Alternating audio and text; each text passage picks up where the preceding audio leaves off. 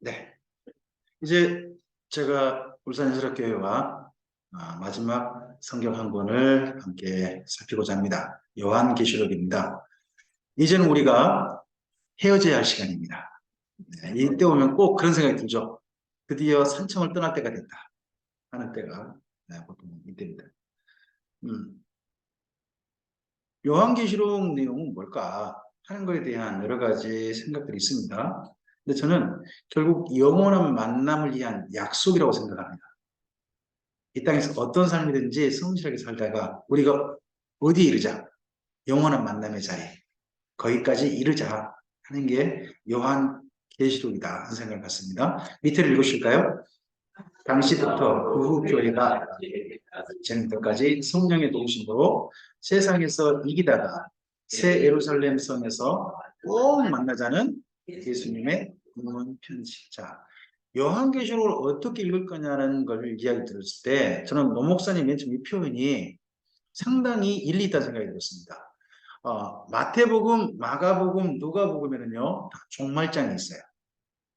종말에 대한 복음이 들어있어요. 마태복음 24장, 25장, 마가복음 13장, 누가복음 21장이 종말장이에요.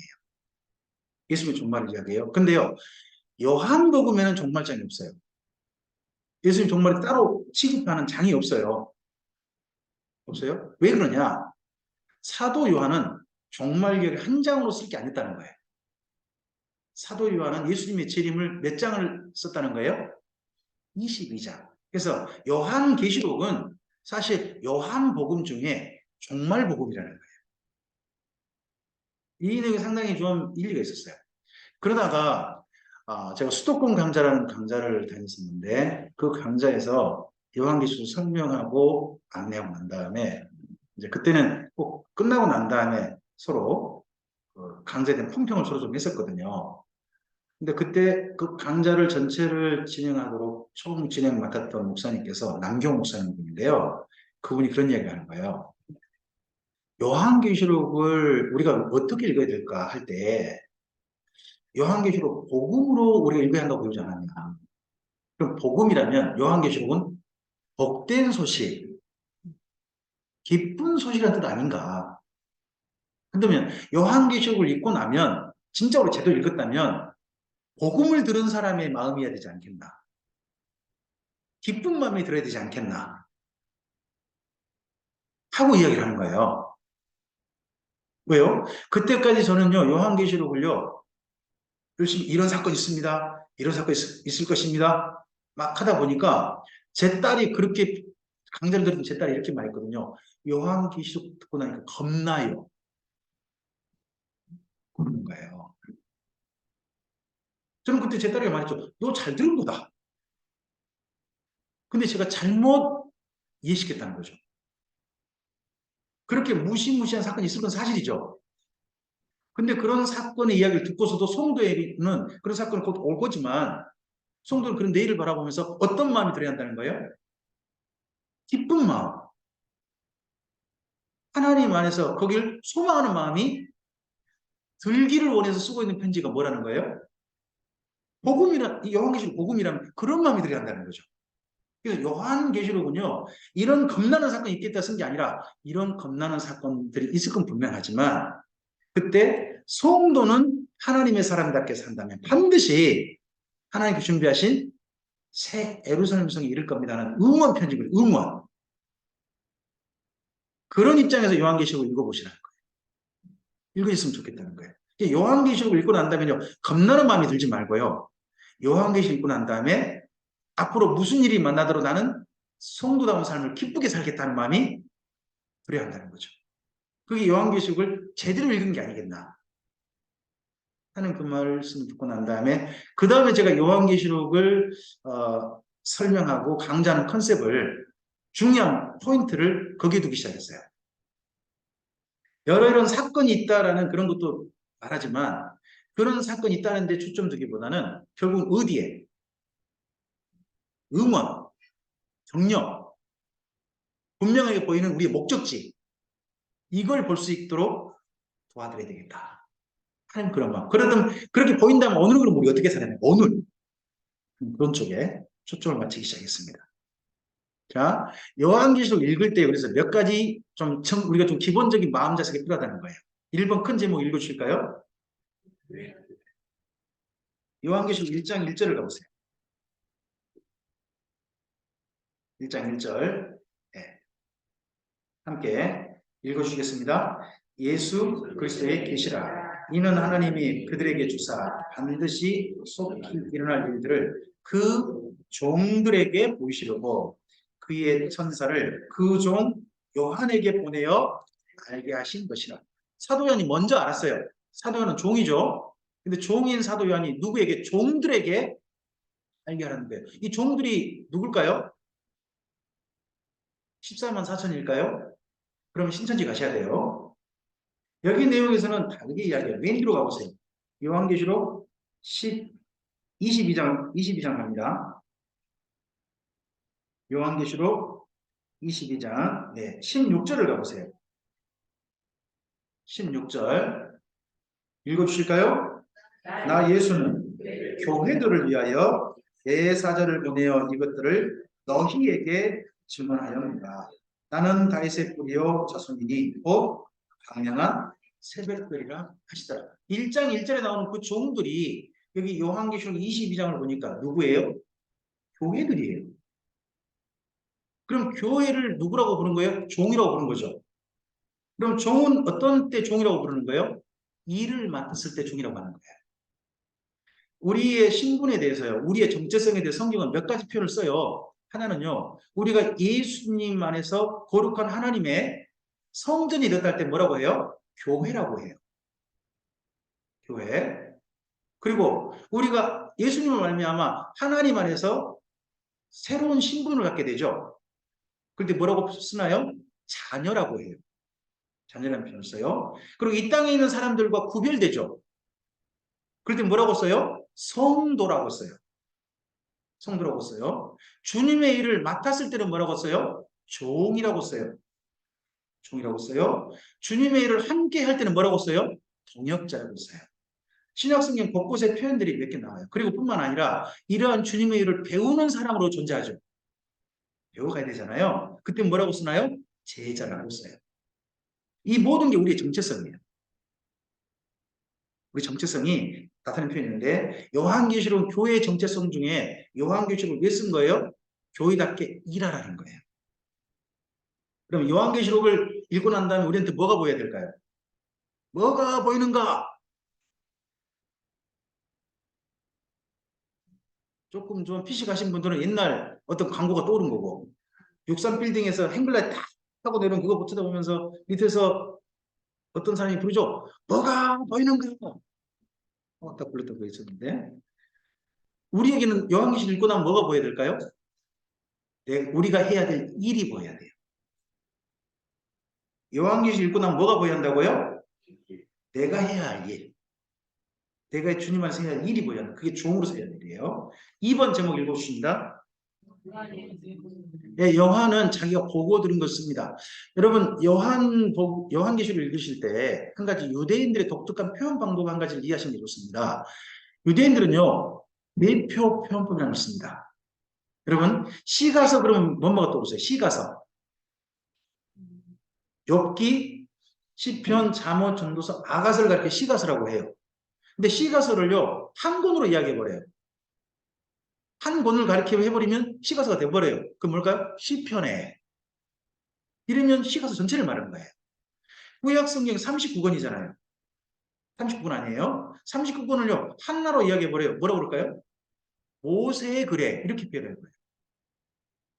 모세의 글은 그럼 원래는 뭐죠?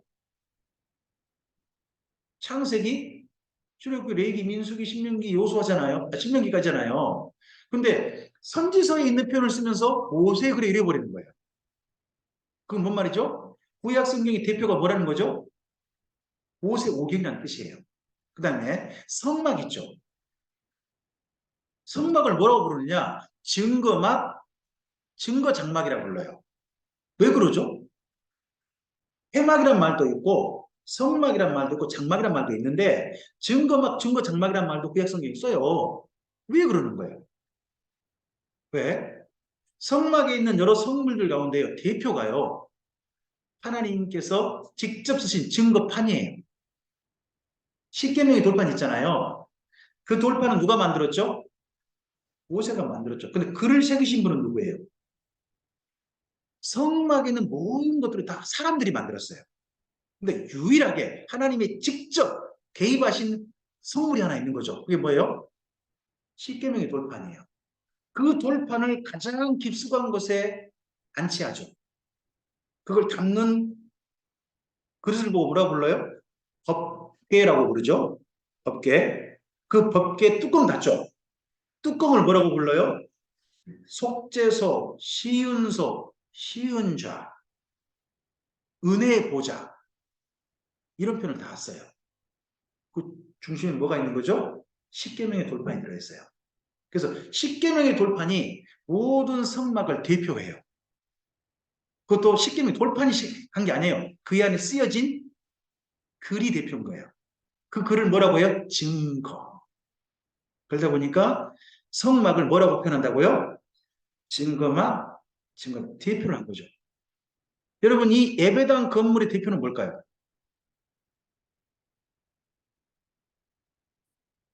생각을 안 해봤죠. 예배당이니까 예배하는 초소겠죠. 예배가 중심이겠죠. 근데 보통 예배당에서 가장 중심지는 어딜 두냐면 강당을 둬요. 강단을 두죠. 그렇죠? 구약에서는 뭘 둘까요? 제단. 제단을 중심으로 합니다. 이제 이런 것이 각각의 중심지가 있는 것처럼 대표가 있는 겁니다. 자, 요한도요. 요한계시록 보면 두 가지를 겪었습니다. 하나는 눈으로 봤어요. 또 하나는 뭐 했을까요? 귀로 들었어요. 근데 보고 들은 것의 대표는 뭘까요? 본 게 많을까요? 들은 게 많을까요? 요한계시록 중에. 본 게 많아요. 그러다 보니까 여러분 거기 보면 사도 요한은요. 맨 처음에 자기가 본 것이라고 2절에 표현하죠. 2절에 본 것이라고 표현해요. 하지만 요한계시록 22장 가보면요. 사도 요한은 자기가 보고 들은 걸 기록했다고 나와요. 둘 다 한 거예요. 근데 그 중에 대표가 뭐라는 거예요? 한 거예요. 그러니까 그런 측면에서 이해를 좀 하셔야 할 게 있어요. 또 그리고 거기 보면 반드시 속히 일어날 일들이라고 1절에 돼 있죠. 1절에. 그럼 요한계시록은 미래 사건인가요? 현재 사건인가요? 과거 사건인가요? 그렇게 보이죠. 아니요. 미래 사건이 대표인 거예요. 요한계시록은 세 가지가 기록되어져요. 내 본 것과 이제 있는 일과 장차 될 일이에요. 세 가지예요. 근데 반드시 속히 될 일은 그 중에 뭐예요? 장차 될 일이죠. 이 요한계시록 전체 내용 중에 대표는 장차 될 일이기 때문에 그걸 한 것이지 그것만 기록된 건 아니란 말이에요. 그래서 요한계시록을 읽을 때는 아 유대인식 화법이 좀 들어가 있구나 하는 걸 찾아내서 읽을 수 좀 있으셔야 돼요. 그래야 글에 대해서 오해하지 않을 수 있으십니다. 그 다음에 3번 읽으실까요? 계시라는 말은요 다 보여줬다는 말이에요. 사실은 이미 구약 성경을 어느 정도 알고 하면요 해석할 게 별로 없다는 거예요. 이전에 다른 것들을 알면. 근데 알지 못하니까 우리 해석이 좀 많아지는 거예요. 알면 그냥 보여준 대로 보기만 하면 됩니다. 가령 요한계시록에서 보라 그러면 뭐 하시면 돼요? 보라 하고 나면 뭘 썼어요? 그럼 그 다음 내용을 어떻게 하시면 돼요? 보려고 노력하시면 돼요. 해석하지 마시고. 그런 내용이 그냥 4장 가면 나올 거예요. 그 다음에 4번이요. 말씀드렸던 것처럼 요한계시록은 두려움 사건이 아니라는 거예요. 교회를 향한 소망, 격려, 응원 이런 데 초점이 있다는 거예요. 이걸 기억하시고 요한계시록을 볼 수 있으셔야 됩니다. 자, 요한계시록 7화 원칙에 따라 한번 정리해 볼까요? 7화 원칙. 첫 번째 읽어주세요. 자, 제가 앞에를 읽을게요. 여러분 뒤를 읽어주세요. 누가? 어디에서요? 언제요? 누구에게요?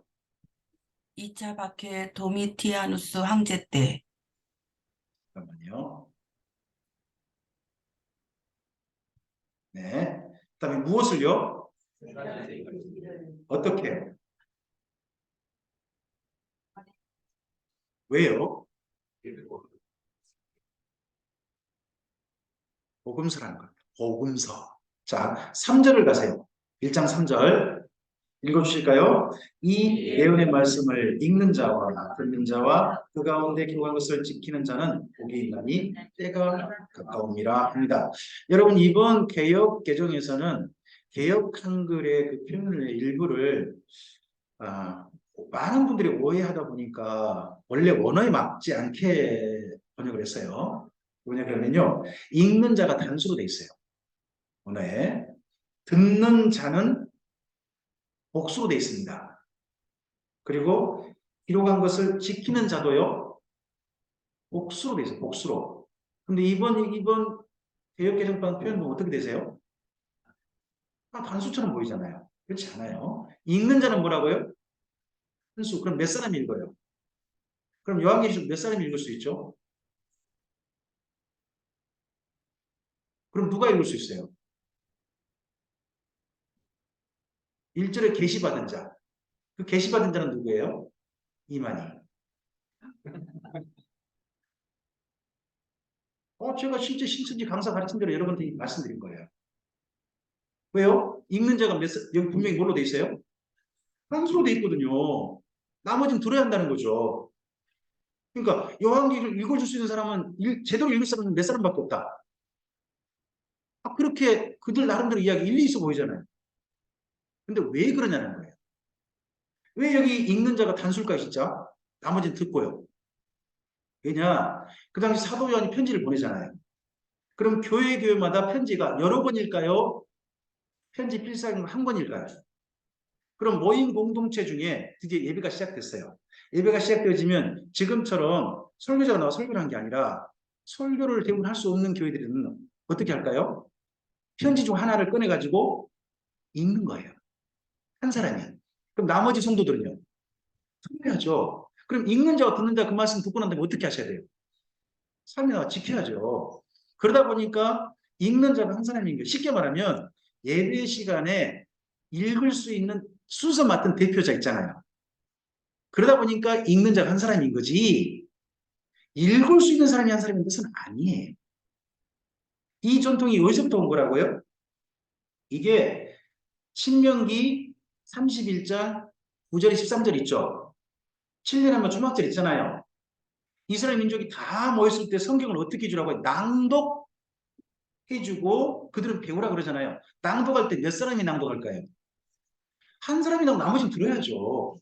그 전통이 쭉 되온 거예요. 그래서 여러분 회당 때도 성경 대표로 읽는 사람 몇 사람이에요? 예수님 보이죠? 예수님 나사렛 회당 가가지고 자기가 딱 성령 읽는 자리에 서시죠. 그래서 이사야 본문을 읽으시잖아요. 그날 예배 순서, 그날 회당 순서 가운데서 성경 읽은 담당자가 누가 되신 거예요? 예수님이 되신 거예요. 그래서 그날 해당된 본문을 읽으신 거예요. 나머지 회당에 모인 사람들은요? 듣는 거잖아요. 이런 회당 예배의 모든 어떤 기본 절차를 교회가 받아들인 거예요. 또 그 당시 그럴 수밖에 없죠. 지금은 여러분 어떠세요? 여러분 속에 다 성경책 있잖아요. 그러니까 지금은 뭐도 가능하죠? 함께 읽는 것도 가능하잖아요. 지금은. 그죠? 하지만 그 당시는요. 그럴 수 없다는 거예요. 이 본문을 첫 것을 기억하시기 바랍니다. 이 요한계시록은 지금 우리들에게도 해당되지만 원래는 누구에게 쓴 거죠? 사도 요한 당시 교회들에게 먼저 쓴 거예요. 그럼 그 교회들이 뭘 염두에 둔 거죠? 예배. 예배를 염두를 두고 썼다는 거예요. 예. 그러다 보니까 읽는 자가 한 사람이다 하는 것도 기억하시라는 거예요. 괜히 이런 것 때문에 신천지 같은 데 가지 마시고요. 우리 목사님은 읽을 수 있는 능력자도 아닌데 괜히 읽는다. 이런 소리 넘어가지 마시고요. 예. 여러분도 읽을 수 있습니다. 순서 맡으시면. 자, 그래서 요한계시록은요, 세 가지가 기록되는데, 세 가지 대표는 뭐라고요? 장차대리. 자, 1장 19절을 봤습니다. 1장 19절 함께 읽습니다. 그러므로 내가 본 것과 지금 있는 일과 장차될 일을 뭐라고요? 그러면 요한계시록에 뭐가 기록된 거예요? 이 세 가지가 기록된 거예요. 그럼 내 본 것이 뭐죠? 본 것은 그 다음에 바로 설명되어져요. 20절 있죠? 20절에 본 것은 따로 돼 있잖아요. 사실 요한계시 굉장히 많이 본 게 나와요. 나오는데 본 것, 지금 있는 일, 장차될 일 있잖아요. 이 세 가지로 구분할 때 본 것은 뭐냐? 20절이에요. 읽어볼까요? 내가 본 것은 내 오른손의 일곱 별의 비밀과 또 일곱 금촛대라. 일곱 별은 일곱 교회의 사자요. 일곱 촛대는 일곱 교회니라 그러지 않습니까? 그럼 이 본 게 뭐예요? 여기 1장에서 사도 요한이 밤모섬에서 봤던 환상이에요. 밤모섬에서 순간 자기에게 뒤에 큰 음성 때문에 돌려보니까 일곱 촛대 사이에 어떤 한 분이 서 있었다는 거죠. 그분이 자세히 보니까 누구예요? 예수님이셨어요. 예수님이셨어요. 그리고 예수님이 오른손에 뭐를 붙들고 있더라고요? 일곱 뼈를 붙들고 있더라. 일곱 그리고 금촛대 사이를 거닐고 있었더라. 이 광경을 본 거예요. 그 본 것의 설명이 뭐라고요? 여기 내 본 것이라고 간다면 내 본 것은 요한계시록 중에 몇 장이죠? 1장인 거예요.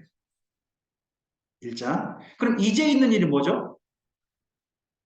이제 있는 일은 항상 있을 수 있는 일이에요. 시대를 막론하고 항상 있을 수 있는 일이에요. 그게 뭐예요? 2장과 3장이에요. 그래서 2장과 3장은요, 그 당시 교회에게만 드러난 게 아니에요. 자, 2장, 3장의 대표적인 7교가 나오는데, 7개 끝에마다 이렇게 표현해요. 자, 7절 가보세요. 2장 7절, 친구들 읽으실까요? 성령이 교회들에게 하시는 말씀을, 이 교회들은 그 당시 교회는 누구죠? 7교회죠. 이 에베소 교회만 얘기해 다 들으라는 거예요.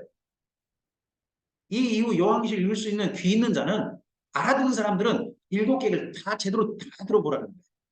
그 다음 또 서문화교회 나오죠. 서문화교회에도 똑같이 11절 가보세요. 뭐라고 돼 있나요? 귀 있는 자 성령이 우리들에게 하시는 말씀을 이 서문화교회에게 뭐 들어보라는 게 아니죠. 다 들어보라. 그 다음 버가모교회 이야기 나오지 않습니까? 17절도 읽어보세요. 귀 있는 자는 성령이 교회들에게 하시는 말, 이 말씀이 공통으로 다 들어가 있어요. 맨 끝에. 그게 2장, 3장이에요. 2장, 3장 이야기는요. 교회들마다 귀 있는 자는 다 이 7교회를 다 알아들으셔야 돼요. 한꺼번에 들으셔야 돼요. 왜요? 7교회 이야기는 어느 시대나 있을 수 있거든요. 이 교회 중에 칭찬만 받는 교회도 있죠. 지금이나 옛날이나 이전에 있던 교회들도요. 칭찬만 있는 교회도 있을 수 있는 거예요. 근데요. 읽다 보면 어떤 교회는 칭찬도 있지만 또 책망 받을 일이 있는 교회도 있죠. 어떤 교회는요. 책망밖에 없는 교회도 있어요. 칭찬이 하나도 없는 교회도 있어요. 어디 교회? 사대교회라든지 라오디게 교회 같은 경우는 칭찬이 하나도 없어요. 그런 교회가 존재할 수 있을까요? 없을까요? 있다는 거예요. 어느 시대에나. 그래서 이 교회들 얘기 다 들어봐야 돼요. 그러면서 뭐라고 해야 돼요? 뭔 생각을 해야 돼요? 나는 그럼 어떤 교회가 될 것인가? 하나 더요. 우리 교회는 어떤 교회가 돼야 될 것인가? 하는 것을 생각을 하셔야 돼요.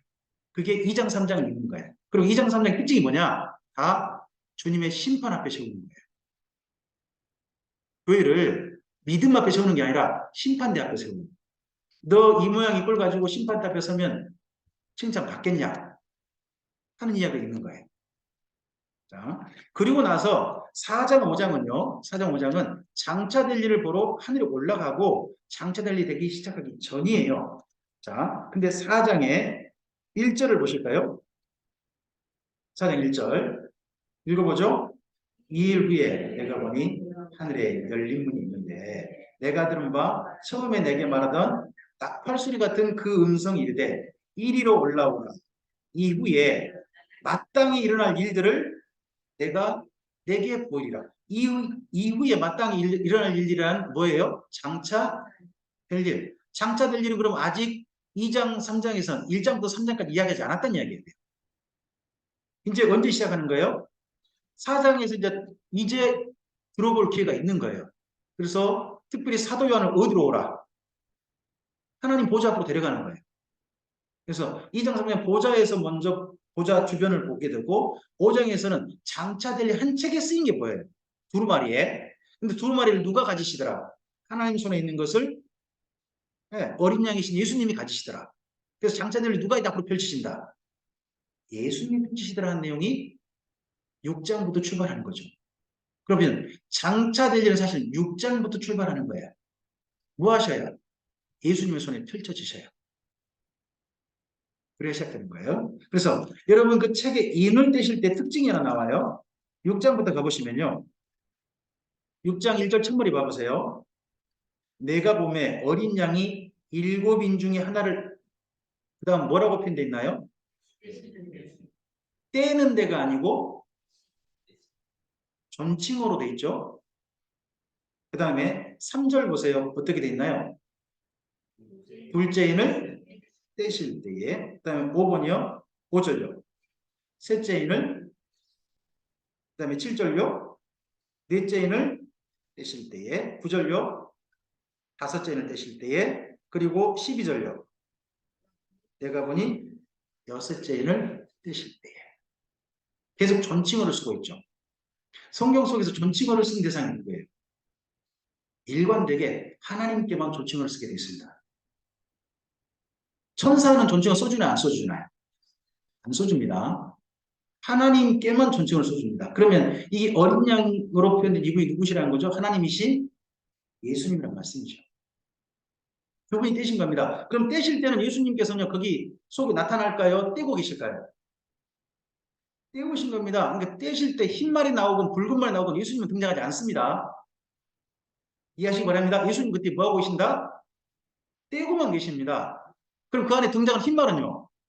뭔가 나타나는 어떤 상징적인 의미지 예수님은 아닌 겁니다. 흰말 탄 자가 누구니 생각할 필요 없습니다. 그런 부분도 이해하시고 본문을 읽으시면 됩니다. 자, 기본적인 이해를 할 수 있도록 제가 본문 읽는 방법을 기본적으로 설명을 좀 드렸고요. 그 다음에 큰 덩어리 치라는 겁니다. 기억하십시오. 요한계시록은 세 가지가 되어 있다. 뭐라고요? 첫째 뭐라고요? 본 것. 그 다음에 뭐라고요? 이제 있는 일. 그리고 또 하나가요? 장차될 대표는 뭐예요? 장차될 일.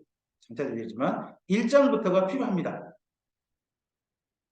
요한계시록을 읽을 때는 1장에 대한 이해가 좀 상당히 좀 중요합니다. 좀 필요하고 그리고 2장, 3장은 성령께서 하시는 말씀을 우리가 다 들어봐야 됩니다.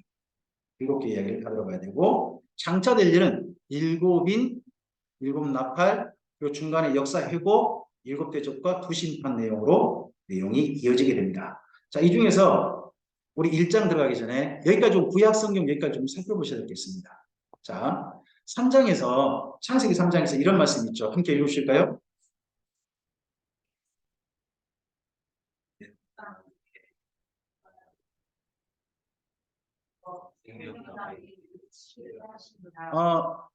선악을 알게 한 나무의 열매를 먹은 사람들에게 하나님께서 접근하지 못하게 한 게 있죠. 뭐예요? 어디예요? 생명나무의 길을 접근하지 못하게 해요. 왜 그러셨나요? 이유가 뭐였나요? 거기 이렇게 돼 있어요. 생명나무의 열매를 먹거나 영생할까 봐 그런다는 거예요. 아, 영생은 좋은 거 아니에요? 근데 왜 하나님은 그때 막으셨을까요? 죄인인 상태로 영생한다는 거예요. 죄인인 상태로 영생하는 곳은 어디예요? 지옥이죠. 그럼 그 말씀 뭐예요? 지옥 보내기 싫으시다는 거예요. 그래서 에덴 동산 쫓아내는 것도 하나님의 사랑인 거예요.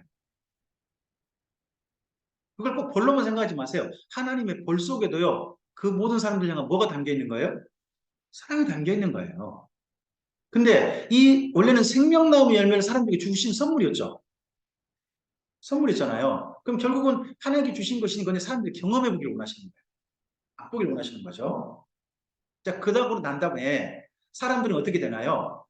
이 생명나무 길을 막히고 이 땅에 어떻게 보면 쫓김받은 사람들은 이렇게 살게 되죠. 사사기 21장 25절 읽어주시겠습니다. 그때 이스라엘의 사람이 각기 자기 속이나 오른 대로 그 다음 삶들을 살죠. 내 생각에 오른 대로. 그 다음에 이사야서 53장 6절입니다. 우리는 같아서 그렇듯하여 각기 제 길로 갔거늘 여호와께서 우리 모두의 죄악을 이런 우리들의 죄악과 잘못을 예수님께 담당시키셔서 잘못된 걸음을 멈추고 진짜 올바른 길로 돌아올 수 있도록 기회를 주신 거죠. 그래서 예수님께서 우리 이제 진짜 걸어가야 할 길을 제시해 주십니다. 요한복음 14장 6절입니다. 읽으실까요? 예수께서 가라사대 내가 곧 길이요 진리요 생명이니 나로 말미암지 않고는 오직게로 예수님께서 진짜 우리가 걸어가야 할 길을 보여주셨죠. 그 길을 그 길로 뭐라고 새로운 내비게이션을 찍어주신 거예요. 자, 히브리서 10장 20절 읽으실까요? 그 길은 우리를 위하여 휘장 가운데 열어놓으신 새로운 살 길이요. 휘장은 곧 여기 휘장이 뭐죠? 원래 히브리인들 생각하는 휘장이 뭐예요? 유대인들 생각하는 휘장. 그게 지성소하고 성소를 막는 휘장이에요. 휘장을 열어버리면 뭐가 보여요? 뭐가 보일까요? 법궤가 보여요. 법궤는 어떤 장소죠? 하나님이 앉아 계신 장소죠. 그럼 휘장을 열어놓으면 우리에게 어디까지 들어갈 수 있는 길이 열리는 거예요? 지성소까지. 하나님 보좌까지 날아갈 수 있는 길이 열리는 거예요. 원래 지성소는 누구만 들어가도 돼 있죠? 대제사장이에요. 몇 번? 1년에 한 번이잖아요. 그런데 이제 예수님으로 말미암아 모든 예수를 믿는 사람들이 때를 따라 없는 은혜를 얻기 위하여 어디 앞에? 은혜의 보좌 앞에 어떻게 하라고요? 담대히 나아갈 것이다. 그럼 우리 예배 때마다요. 우리가 모이는 예배 때마다 어디까지 나가는 거죠? 하나님의 은혜의 보좌까지 나가는 거예요. 근데 이 땅에 있는 그릇 모형인 성소가 아니라 하늘에 있는 하나님 보좌 앞까지 나가는 길을 누가 열으신 거죠? 예수님께서 우리를 위해 열어오신 거죠. 지금 믿음으로 그 길을 나가는 겁니다. 그래서 믿음으로 나가는 우리들에게 믿음을 뭐라고 설명합니까? 우리 하나님을 믿는 자, 주 예수를 믿는 자는요. 반드시 그가 살아 계신 것과 자기를 찾는 자들에게 뭘 주시는 분이시면 자기를 찾는 게 뭐죠? 하나님 보좌 앞에 나가는 거죠. 그렇게 나가는 우리들에게 오늘에게 상 주시고 도움을 주시는 분이심을 믿고 나가자는 거죠. 그게 히브리서 말씀이잖아요.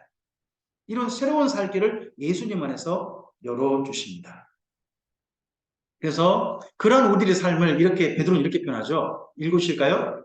너희가 저는 양과 같이 길을 잃었더니 이제는 너희 영혼의 목자와 감독 되신 이에게 돌아왔단 말은 뭐예요? 길을 찾았다는 거죠. 우리 진짜 인생 길을 찾았다는 거예요. 예수님 안에서. 그러면 이 길을 찾아 걸어가는 그럼 이래야 되죠. 첫째, 신명기 8장 6절 읽어주실까요? 내 하나님 너의 명령을 지켜 그의 길을 따라가며 길을 내가 개척하는 거 아닙니다. 우리는 뭐 하시면 됩니까? 길을 예수님께서 먼저 가신 길입니다. 그 길을 따라가시면 됩니다. 제가 어제 내비게이션 따라갔는데요. 내비게이션 제가 개척한 겁니까? 누가 먼저 간 겁니까? 그 회사에서 먼저 간 겁니다. 내비게이션 회사에 먼저 가면서 찍지 않습니까? 찍어가지고 지도를 만든 거 아니에요. 이 길 따라가면 뭐 롯데시티 호텔 도착합니다라는 그런 길이 있고 이 길 따라오면 울산 예수라교회 앞에 도착합니다라는 그 길이 있더라고요. 네? 누가 먼저 간 길을 제가 따라온 거죠. 내비게이션이. 그런 거잖아요. 그런 것처럼 성도의 길도요. 개척이 아니에요. 누가 먼저 가신 거예요? 하나님 보좌 앞까지. 하나님이 계신 하나님 아버지 집까지 누가 먼저 가신 거예요? 예수님께서 가신 거예요. 그 길을 우리가 뭐 하고 있는 거예요? 지금요? 하고 있는 거예요. 자, 그 밑에 읽으실까요? 나는 선한 싸우고 나의 달려갈 길을 마치고 저는 이 사도 바울의 자기 인생 회고가 저의 언젠가 제 인생 회고였으면 좋겠습니다. 성경 보니까 인생 회고가 몇 개가 나오는데요. 한 사람은 이렇게 말합니다. 내 인생 참 잘못 살았어요. 그분이 누굽니까? 전도서죠. 전도서. 근데요, 내 인생 진짜 후회 없어. 하고 쓴 분이 있는 거예요. 그게 디모데후서에 진짜 이런 삶이 우리의 삶이었으면 좋겠습니다. 우리 달려갈 길을 치고 그러면 어디에 도착할까요? 목적지에 도착하셨습니다. 요한계시록 21장 21절인데 읽으실까요?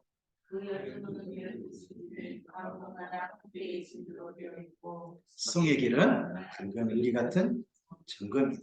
그 밑에 하나 더 읽어주세요. 자기 두루마기를 빠는 자들은 복이 있으니 이는 그들이 생명나무에 나가며 문들을 통하여 성에 들어갈 권세를 하나님께서 사람들을 쫓아내 어디 갈 길을 막으셨죠? 길 막으셨잖아요. 근데 이제 하나님 아버지 집에 마련된 새 예루살렘 성에 들어오면 어디에 길을 열어놓으셨어요? 생명나무 앞에 나가는 길을 열어놓으신 거죠. 이때 우리는 비로소 생명나무 열매를 맛보게 될 거예요. 저는 이 생명나무 열매가 나무가 실제 새 예루살렘 성이 있을 거라고 저는 생각을 가지고 갑니다. 맨 처음에 에덴 동산에 실제 생명나무 있었겠어요? 없었겠어요? 선을 알겠나무요? 있었을 거예요. 그렇다면 생명나무가 언제 새 예루살렘 성에 있다는 말도 그냥 상징이 아니라 실제 우리가 보게 될 풍경일 거예요. 그 풍경 앞에 나아갈 때까지 우리 걸음은 이어져야 되는 거죠. 여기까지 이어지도록 쓰고 있는 하나님의 성경이 뭐라고요?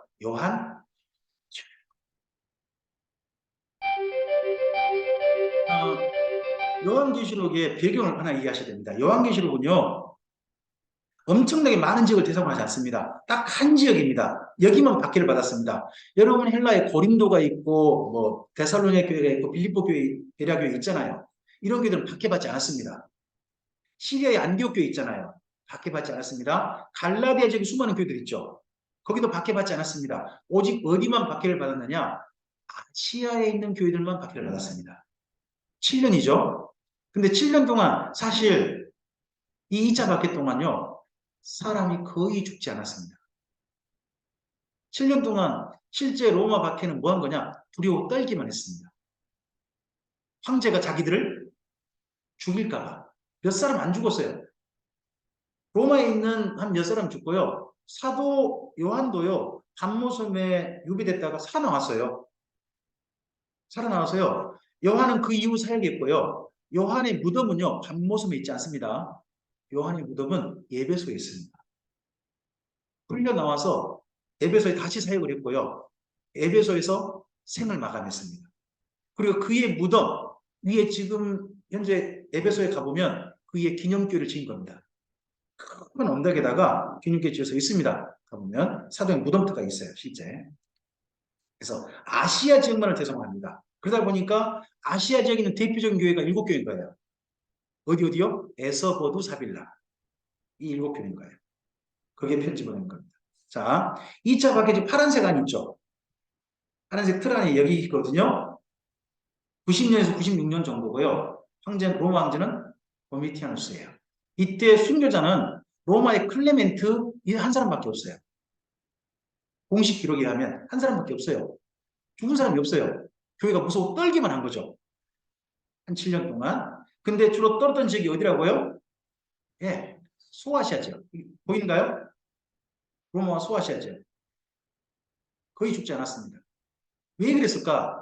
왜 소아시아 지역에서 박해가 일어났을까요? 도미티아누스가요.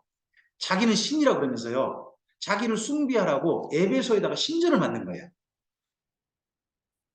자기가 살아있는데 신이라고 그러면서 신전을 만든 거예요. 그리고요. 에베소를 중심으로 아시아에 있는 종교 지도자들 있잖아요. 불러가지고 이 앞에 절에 그 모든 종교단체들이 누구를 인정하도록 황제를 신으로 인정하도록 부른 겁니다. 그때 한 사람은 절하지 않는 거죠. 누가 안 했겠어요? 사도 요한. 그러다 보니까 사도 요한 뭐 한 거냐? 본보기로 지금 유배당하는 거예요. 너희 절 안 하면 누구처럼 된다? 요한처럼 된다. 정반대로요. 절했던 사람들한테 뭐가 주어졌을까요? 특혜가 주어졌어요.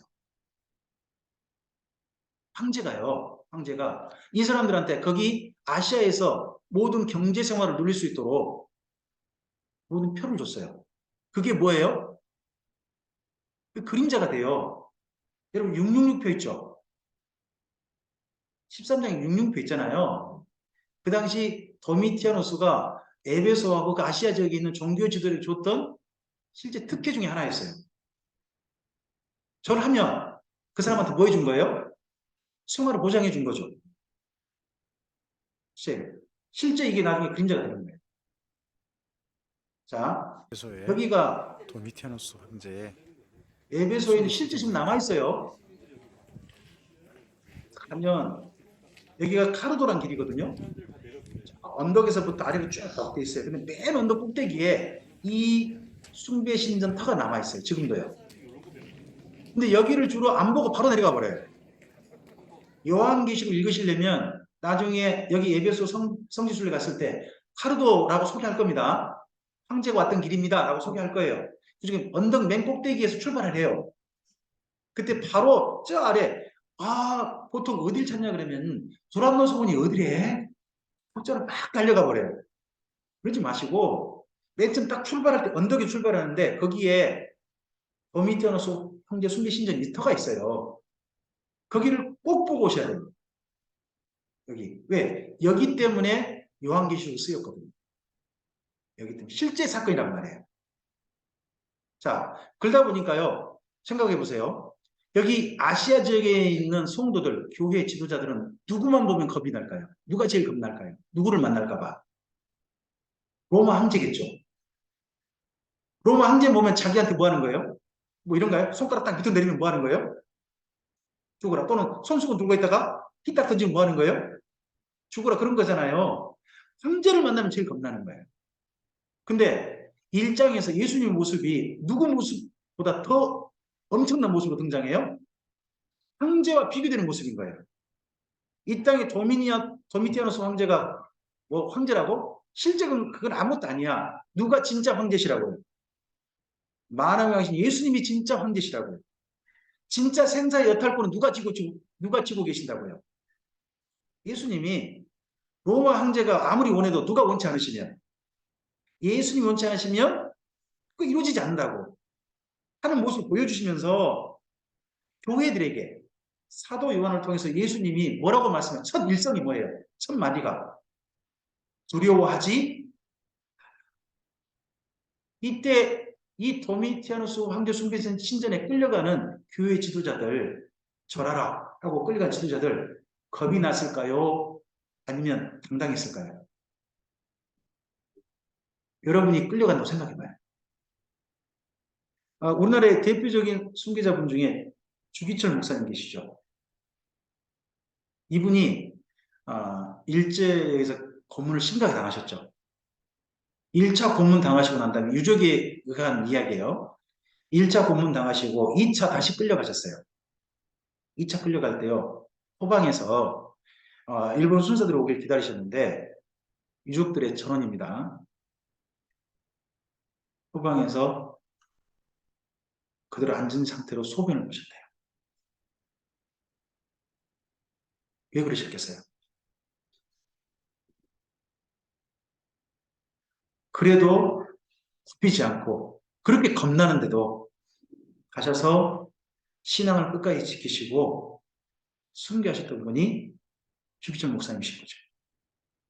겁나요.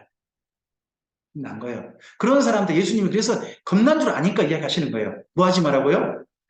두려워하지 말라. 이 당시 그 아시아에 있는 모든 종교 지도자들, 교회 지도자들, 그리고 모든 교회들이 꼭 필요한 말씀인 거예요. 누구를 바라보고요? 황제 바라보지 말고 누구를 바라보고요? 보여주신 예수님 바라보고요. 겁내지 말라는 거예요. 그리고 예수님이 특별히 겁내지 말라고 한 손에 놀라운 모습을 하나 보여줘요. 첫째는 예수님이요. 하나님 보좌 우편에 계세요. 7 촛대 가운데 계세요. 자, 사도 요한은 뭘 본 사람이냐? 사도 요한은요. 예수님이 승천 장면을 본 사람이죠. 승천하신 본 사람이잖아요. 그러면 사도 요한 생각에도 예수님 지금 어디 계실까요?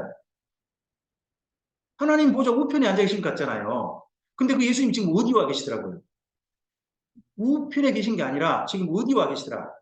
7 촛대 사이를 거닐고 계시더라. 근데 7 촛대가 뭐라고요? 아시아에 있는 7 교회더라. 그 교회를 지금 지키고 계신 분이 누구시더라? 그 광경을 7 교회에 보여주시는 거예요. 거기다가 예수님 손에 7 뼈를 붙잡았죠. 어떤 손으로요? 왼손이 오른손이에요. 선택 잘하세요. 오른손이에요? 왼손이에요? 오른손이에요. 왜 오른손이에요? 왜 오른손 딱 붙들어요? 왜? 이게 구약 성경에 나오는 중요한 이미지예요. 그 표현도 우리가 잠깐 보셔야 되는 거예요. 자, 요한계시록 내용은 1장은 예수님께서 보여주세요. 보여주시면서 뭐라고 하시는 거예요? 두려워하지? 그러지 말라는 가운데서 특별히 뭘 하셨다고 오른손으로 뜨셨어요. 이걸 구약 성경 찾아가 보시게요. 몇 군데, 여러 군데 있습니다만 제가 세 가지만 가져왔어요. 시편 17편 7절을 찾아보세요. 네? 벌써 12시 반이 돼가네요. 너무 제가 열심히 하고 여러분 너무 진지하게 들으신 것 같아요. 저한테 시간을 좀 표시하시기 그러셨어요. 네, 여기까지 좀 보고 좀 마치겠습니다. 1장까지 좀 보고 마칠게요. 그리고 난 다음에 우리 12시 반에 마치고 1시 반까지 좀 시간 갖겠습니다. 자, 시편 17편 7절 찾으셨나요? 네, 읽어주세요.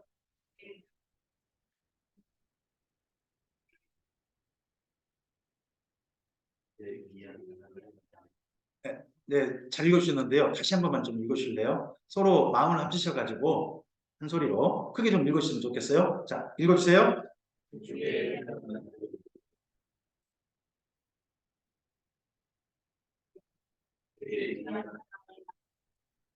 일어나 치는 자들, 환난을 당하게 하는 자들이죠. 그런 자들로부터 예수 하나님께서 지키시죠. 무엇으로 해요? 오른손으로. 보이신가요? 자, 시편 138편 7절을 가보세요.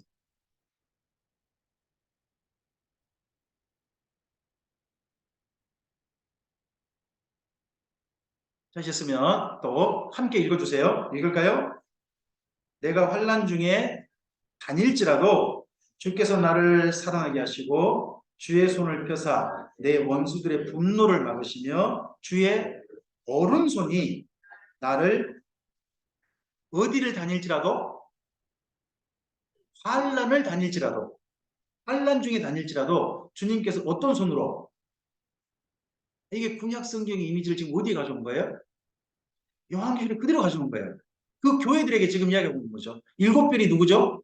사도 요한 다음에 끌려가가지고 도미티아노스 황제 그 숭배신전에 절해야 될 사람들. 얼마나 겁날까요? 자기 순서가 언제 될지 모르고 전전긍긍하고 있을 그 사람들. 그 사람들에게 이야기해 주시는 거예요. 한 군데만 누굴까요? 이사야서 41장 10절입니다. 우리가 잘 아시는 말씀일까요? 많이 좀 익숙한 말씀일 겁니다.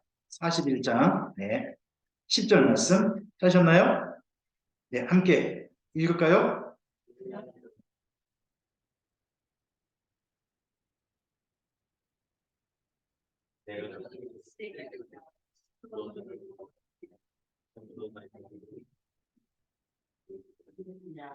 여기 말씀이 사실 여기 요한계시록 1장 아닌가요? 두려워하지 말라. 내가 너를 오른손으로 붙들어 그러면서 일곱 교회 대표자들인 목회자들을 누가 지금 손으로 붙들고 계신다? 예수님이 붙들고 계신다라는 이미지를 보여주시는 거예요. 어디가 떠오를까요? 이런 말씀을 전해주면 구약 성경이 떠오르는 거예요. 구약 성경이 익숙하시냐? 이로도록 말씀 쓰신 거예요. 그러니까 사실 해석할 게 없죠. 하지만 구약 성경에 보면 충분히 무엇 말씀을 전하는지 보이는 거예요. 그래서요, 요한계시록 읽기 전에요, 다른 성경들에 먼저 좀 익숙하셔야 돼요. 그러면 요한계시록 많은 부분이 해석할 게 아니라는 게 보여요. 이런 뜻이구나. 충분히 봅니다. 자, 우리 이 정도 하고 1장에 있는 나머지 부분들, 제가 1장을 좀 자세히 하는 편입니다. 부분들 식사하시고 난 다음에 1시 반에 우리 진행하도록 하겠습니다. 네, 오전 시간 함께 해주셔서 감사합니다. 식사 맛있게 하십시오.